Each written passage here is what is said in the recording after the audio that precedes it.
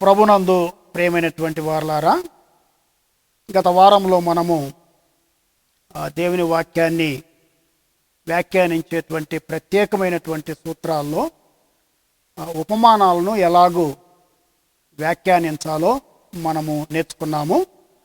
ఆ తర్వాత ప్రవచన భాగాలను ఎలాగూ వ్యాఖ్యానించాలో కూడా నేర్చుకోవటానికి ప్రయత్నం చేశాము. అయితే ఇన్ కంటిన్యూయేషన్ ఆఫ్ దట్ ఇంకా కొన్ని విషయాలు మరొకసారి మీకు అర్థమయ్యేలాగా చెప్పాలనేటువంటి ఉద్దేశంతో ప్రవచనాన్ని ఎలాగూ మనము వ్యాఖ్యానించాలి అని అంటే లిటరల్గానే వ్యాఖ్యానించాలి. అంటే నార్మల్గానే లిటరల్ సెన్సే తీసుకోవాలి అనేటువంటి విషయాన్ని మనం చూస్తున్నాం. తర్వాత ప్రవచన భాగాలను చదివినప్పుడు అవి నెరవేరిన ప్రవచనమా లేక ఇంకా నెరవేర్పులోనికి రానటువంటి ప్రవచనమా అని మనం తెలుసుకోవాలి. అంత మాత్రమే కాకుండా బైబిల్ను చదివినప్పుడు ఏ భాగమైనా కూడా అది యేసుక్రీస్తుని గురించి మాట్లాడుతూ ఉందా. మీ అందరికీ తెలుసు అనుకుంటాను, మీరు ఆ కీర్తనల గ్రంథాన్ని చదివినట్లయితే కీర్తనల గ్రంథంలో కొన్ని కీర్తనలను ఏమన్నారు అని అంటే మెసియానిక్ సామ్స్ అన్నారు. 2వ కీర్తన అయితేమి, 8వ కీర్తన అయితేమి, 16వ కీర్తన అయితేమి, ఇలాగ సుమారు ఒక 11 కీర్తనలు మెసియానిక్ సామ్స్ అన్నారు. అంటే ఆ కీర్తనలలో మెస్సియాను గూర్చినటువంటి ప్రవచనాలు ఉన్నాయి. మరికొన్ని కీర్తనలు ఇండైరెక్ట్ మెసియానిక్ కీర్తనలు అని అన్నారు. కనుక దయచేసి మీరు ఆ విషయాన్ని మీరు జ్ఞాపకం చేసుకొని మీరు లేఖన భాగాన్ని చదివినప్పుడు మరి అర్థం చేసుకోవటానికి మరి ప్రయత్నం చేయాలి. You have to interpret the prophecy christologically. Bible గ్రంథం అంతా కూడా యేసు ప్రభువును గురించి తెలియపరుస్తూ ఉన్నట్లుగా మనము జ్ఞాపకము చేసుకుంటూ ఉన్నాం. ఈ ప్రవచన భాగాలను మనము అర్థం చేసుకోవటానికి చాలా మెలకువ మనకు ఉండాలి. ఉదాహరణకు యేసు ప్రభు యోహాను సువార్తలో ఒక సందర్భంలో మరి శిష్యుల మీద మీరు ఊది పరిశుద్ధాత్మను పొందండి అని చెప్పారు. అయితే వారు వాస్తవంగా ఎప్పుడు పరిశుద్ధాత్మను పొందారు? ఆయన ఊదినప్పుడు కాదు, పెంతెకోస్తు దినాన వారు పరిశుద్ధాత్మను పొందినట్లుగా చూస్తూ ఉన్నాం. కనుక ప్రవచన భాగాలను మనము వ్యాఖ్యానించటానికి అక్షరార్థంగానే వెళ్ళాలి, అలంకార రీతిగా లేక మనము వేరొక రీతిగా వెళ్ళకూడదు అనేటువంటి విషయాన్ని జ్ఞాపకం చేసుకుంటున్నాం. మొట్టమొదటిగానే మనము మరి ఈ వ్యాఖ్యాన సూత్రాలలో చెప్పుకున్నాము, literal interpretation of the Bible, allegorical interpretation of the Bible. ఒకవేళ దేవుడు మీకు సమయం ఇచ్చి వేరొక లైబ్రరీలో మీరు కూర్చొని చదవగలిగినట్లయితే మీరు అలిగారికల్ ఇంటర్ప్రిటేషన్ గురించి మీరు ఎక్కువగా చదవండి. చాలా ప్రమాదకరమైనటువంటి విధానం అది. మరి ఒకవేళ ఎవరైనా అడగవచ్చు, పరిశుద్ధ బైబిల్ గ్రంథంలో మరి అలిగరైజ్ చేయలేదా అని అంటే, టెక్స్టులో ఉంటే తప్ప లేనటువంటి దానిని మనము అలిగరైజ్ చేసి ప్రతి దానికి హద్దు మీరి జవాబు చెప్పటము అనేటువంటిది లేక వ్యాఖ్యానం చేయటం అనేటువంటిది అది తప్పవుతుంది అనేటువంటి విషయాన్ని మనం జ్ఞాపకం చేసుకుంటూ ఉన్నాం. చివరిగా ప్రియులారా, ఇంకా అనేక విషయాలు ఉన్నాయి, కానీ ఆ ప్రత్యేకమైనటువంటి మరి ఒక రూల్ ఏంటంటే దేవుని వాక్యాన్ని మనం చదివేటప్పుడు we have to take note of the figures of speech. అంటే అలంకార రూపకమైనటువంటి భాష ఆ బైబిల్లో వాడబడినట్లుగా మనం చూస్తూ ఉన్నాం. ఉదాహరణకు బైబిల్లో ఉపమానాలు వాడబడ్డాయి. ఆ తర్వాత బైబిల్లో రూపకాలంకారం, అంటే యేసు ప్రభు మాట్లాడుతూ మీరు లోకమునకు ఉప్పై ఉన్నారు అని మాట్లాడారు. మీరు లోకమునకు వెలుగై ఉన్నారు, రూపకాలంకారం అంటే మెటఫర్.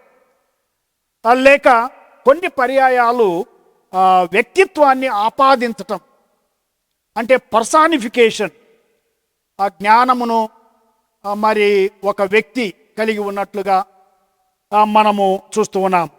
యెషయా గ్రంథము 55వ అధ్యాయము 12వ వచనములో ఆ విషయాన్ని మనము గమనిస్తూ ఉన్నట్లుగా నేను మీకు తెలియచేస్తున్నాను. యెషయా గ్రంథము 55వ అధ్యాయము 12వ వచనాన్ని నేను చదువుతున్నాను. మీరు సంతోషముగా బయలు వెలుదురు, సమాధానము పొంది తోడుకొని పోబడుదురు. మీ ఎదుట పర్వతములను మెట్టలును సంగీతనాదము చేయును. పొలములోని చెట్లన్నీ తప్పట్లు కొట్టును. పొలములోని చెట్లన్నీ తప్పట్లు కొట్టడం ఏంటి? పర్వతాలు సంగీతనాదము చేయటం ఏంటి?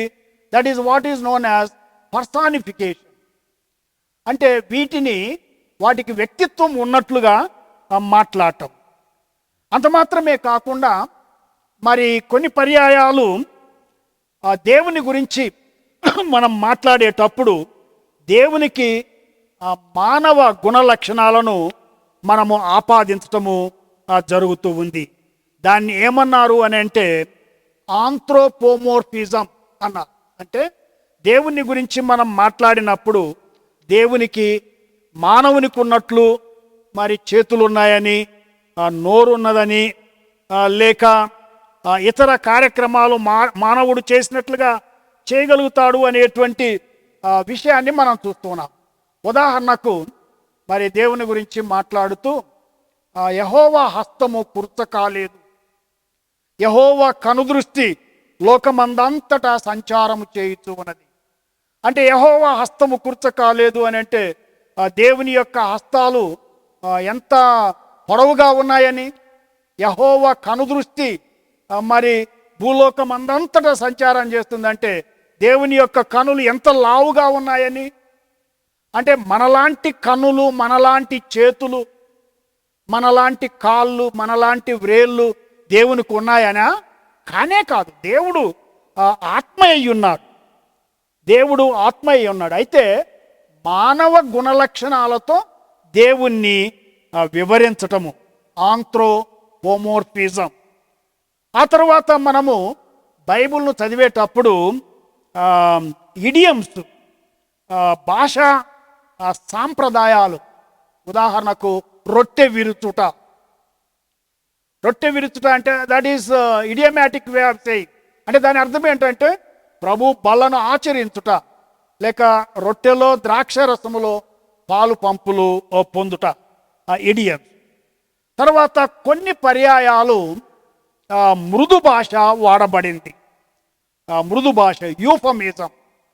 ఆదాము అవ్వను కూడగా కుమారుడు పుట్టెను. అంత మాత్రమే కాకుండా కొన్నిసార్లు అతిశయోక్తి. బైబిల్ గ్రంథాన్ని మనము చదివేటప్పుడు ఇవన్నీ కూడా ఫిగర్స్ ఆఫ్ స్పీచ్ కింద వస్తాయి. వాటిని మనం అర్థం చేసుకోవాలి. హైపర్బోల్, అతిశయోక్తి. ఉదాహరణకు మరి యోహాను సువార్త 21వ అధ్యాయము 25వ వచనములో మనము గమనించినట్లయితే అక్కడ ఒక చక్కని ఉదాహరణ ఉన్నది. ఆ ఉదాహరణ ఏమిటి అని అంటే ఈ భూలోకములో మరి దేవుడు చెప్పినటువంటి విషయాలు, యేసు ప్రభువు చెప్పినటువంటి విషయాలు మరి వ్రాయబడాలి అని అంటే భూలోకములో ఉన్నటువంటి పుస్తకాలన్నీ మరి మనం ఉపయోగించినా కూడా చాలదు అనేటువంటి విషయాన్ని మనము జ్ఞాపకము చేసుకుంటూ ఉన్నాం. యోహాను సువార్త 21వ అధ్యాయము 25వ వచనం, యేసు చేసిన కార్యములు ఇంకను అనేకములు కలవు, వాటిలో ప్రతి దానిని వివరించి వ్రాసిన ఎడల అట్లు వ్రాయబడిన గ్రంథములకు భూలోకమైనను చాలదని నాకు తోచుతున్నది. యేసు ప్రభు చెప్పినటువంటి మాటలు, చేసిన కార్యములు ఇంకా అనేకాలు ఉన్నాయి. వాటిని గూర్చి వ్రాయాలి అని అంటే భూలోకములో ఉన్నటువంటి గ్రంథాలన్నీ కూడా చాలవు అని అంటాడు. అంటే దాన్ని ఏమంటారంటే అతిశయోక్తిగా చెప్పటం. అనేటువంటి హైపర్బోల్. అలాగే మనము 1 కొరింథీ పత్రిక 13వ అధ్యాయము మొదటి 1-2 వచనాల్లో ఏం చదువుతూ ఉన్నాము అని అంటే, అపోస్తలుడైనటువంటి పౌలు ఏమంటూ ఉన్నాడు అని అంటే, మనుషుల భాషలతోనూ దేవదూతల భాషలతోనూ నేను మాట్లాడినను, ప్రేమ లేని వాడనైతే మ్రోగెడు కంచును గనగనలాడు తాళమునయుందును. మనుషుల భాషలతోనూ దేవదూతల భాషలతోనూ నేను మాట్లాడినను, ప్రేమ లేని వాడనైతే. అది మాత్రమే కాకుండా ప్రవచించు కృపావరము కలిగి మర్మములన్నీయు జ్ఞానమంతయు ఎరిగిన వాడనై కొండలను పెకిలింపగల పరిపూర్ణ విశ్వాసము గలవాడనైనను, ప్రేమ లేని వాడనైతే నేను వ్యర్థుడను. బీదల పోషణ కొరకు నా ఆస్తి అంతయు ఇచ్చినను, కాల్చబడుటకు నా శరీరమును అప్పగించినను, ప్రేమ లేని వాడనైతే నేను వ్యర్థుడను. అంటే ఈ భాష ఏమంటారు అని అంటే హైపర్బోల్ అంట. దేవదూతల భాషలతో నేను మాట్లాడినాను అంటే దేవదూతల భాషలతో పౌలు మాట్లాడాను అని చెప్పటం లేదు, మాట్లాడినను. నేను మరి నా శరీరాన్ని కాల్చబడుటకు అప్పగించినను అంటే ఆయన శరీరాన్ని అప్పగించినట్టు కాదు. కనుక అటువంటి భాష మరి గద్య భాగంలో లేక పరిశుద్ధ బైబిల్ గ్రంథంలో ఉపయోగించబడింది. దానిని మనము జ్ఞాపకము చేసుకోవాలి.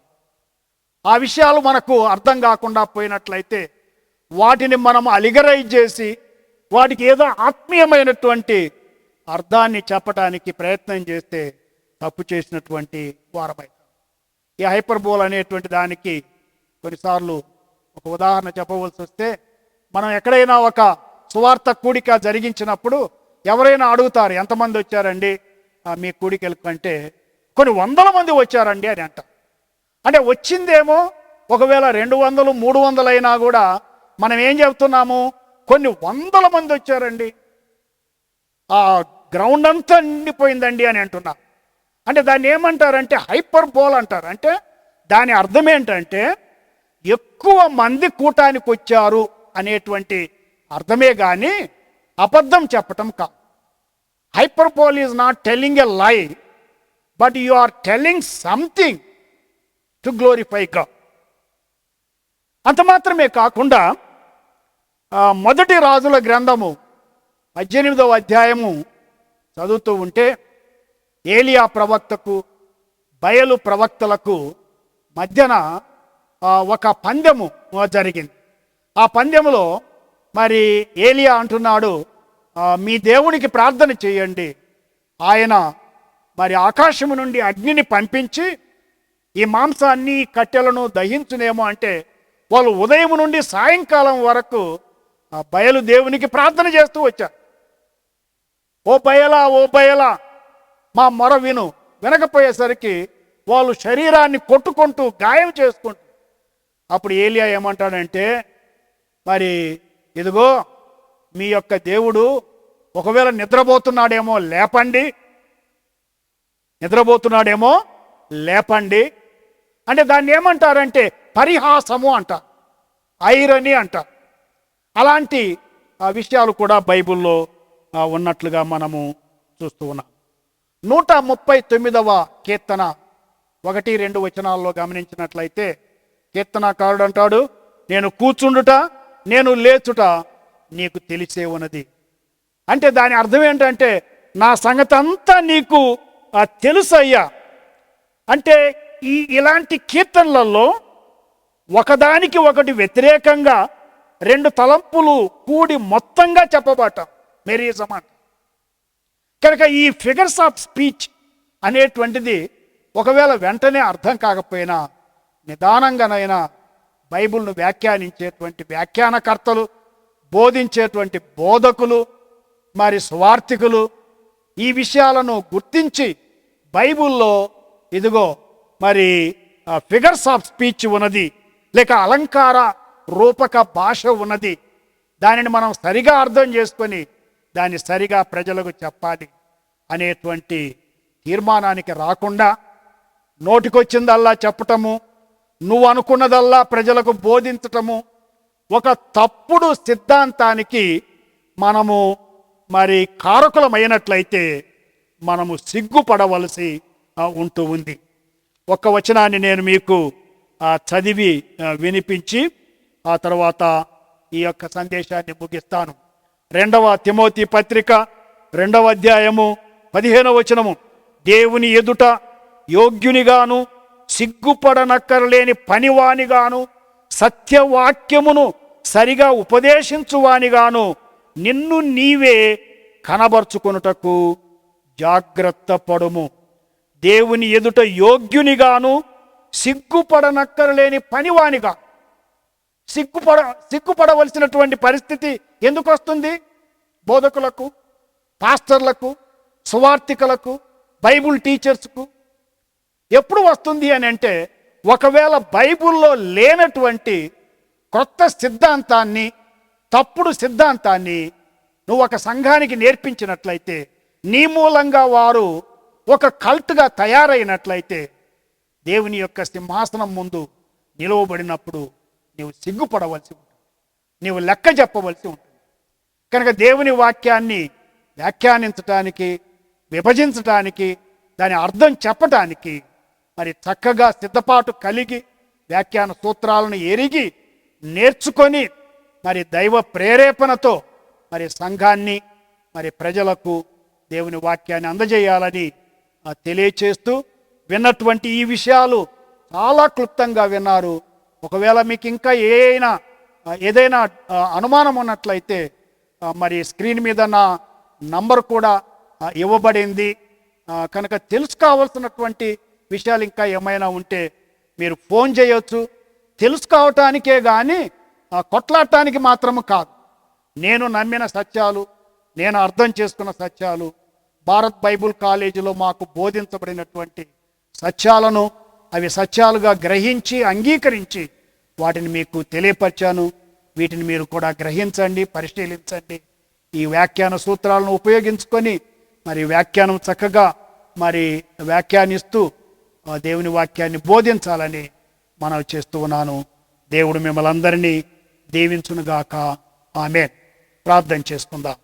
దయగల మా తండ్రి, ప్రేమ కలిగినటువంటి ప్రభువా, నాయన మరి ఈ దినము మరి ఒకసారి బైబిల్ను వ్యాఖ్యానించేటువంటి ప్రత్యేకమైనటువంటి వ్యాఖ్యాన సూత్రాల్లో మరి కొన్నింటిని మేము జ్ఞాపకం చేసుకోవటానికి, ప్రవచనాలను ఎలాగూ వ్యాఖ్యానించాలో, మరి ఫిగర్స్ ఆఫ్ స్పీచ్ ఉన్నప్పుడు ఎలాగూ వ్యాఖ్యానించాలో మీరు మాకు బయలుపరిచినందుకు మీ స్తోత్రాలు చెల్లిస్తూ, సాతానుకు చోటివ్వక ప్రభువా, మా డినామినేషన్కు చోటివ్వక వాక్యములో ఏమి ఉన్నదో దానినే మేము బోధించేటువంటి యథార్థమైనటువంటి సేవకులుగా ఉండటానికి కృప చూపించమని మమ్మల్ందరినీ మీ చేతులకు అప్పగించుకుంటూ యేసుక్రీస్తు పరిశుద్ధ నామమున ప్రార్థించి వేడుకుంటున్నాము తండ్రి.